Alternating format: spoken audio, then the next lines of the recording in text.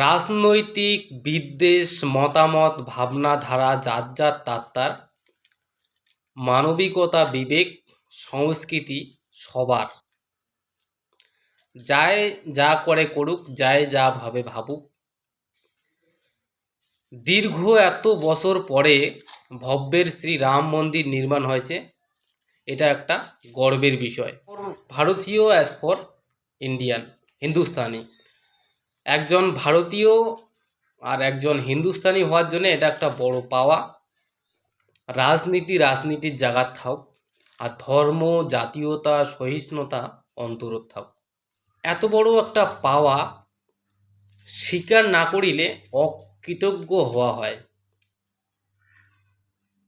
রাম খালি পুরুষোত্তম মহাপুরুষ রাম নমায়, রাম এক আবেগ। ছোটতে জেলাময়ী চুপ করি বই পড়া বাদ দিয়া ছোট বড় সাদা কালা রঙিন টিভির রামায়ণ দেখিবার জন্যে নুকি নুকি রামায়ণ দেখে গেছিলুম।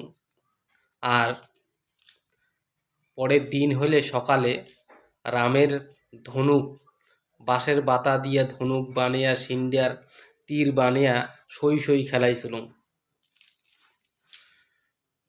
তো রাম হইল আবেগ। রাম যেমন আমার গর্ব, আমার পরিচয়, আমার সংস্কৃতি, রাম তেমন আমার অন্তরত বাস করে। তো জয় শ্রীরাম কইতে কোনো আপত্তি নাই। কোনো রাজনৈতিক নেতা না হও, কিন্তু রাজনৈতিক কিছু কিছু কাজও সাবাসী না দিল হয় না। তার করিন না পাইলে স্বাধীনতা ভুলা রাজনৈতিক দাগ নাকা কোনো নেতা মনে হয় নিজেকে। একজন সাধারণ ভারতীয় নাগরিক হিসেবে এই ভব্যের রাম মন্দির নির্মাণ হচ্ছে, রাজনৈতিক কোনো দাগ শরীরত না লাগিয়ে এইটাত খুশি হওয়াটাই খুব দরকার। ভাবনাটা মোর ব্যক্তিগত, একান্তই ব্যক্তিগত। আর ভিন্ন মানুষের ভিন্ন ধরনের মতামত থাকতে পারে।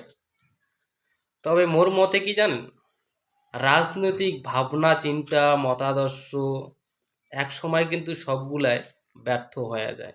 রাজনৈতিক ভাবনা মতাদর্শগুলোও কিন্তু এক সময় ভুল মনে হয়, কারণ ভাবনা সময়ে সময়ে পরিবর্তনও হয়। তো সাধারণ জিনিসগুলো সাধারণভাবে দেখাটাই ভালো। সাধারণ জিনিসটা সাধারণভাবেই দেখা ভালো একজন সাধারণ নাগরিক হিসাবে।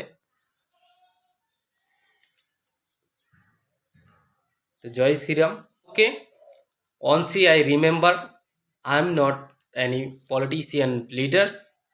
It's not politician opinion.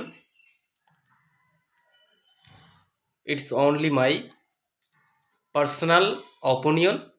It's very general opinion for general citizen. Okay, Jai Shri Ram.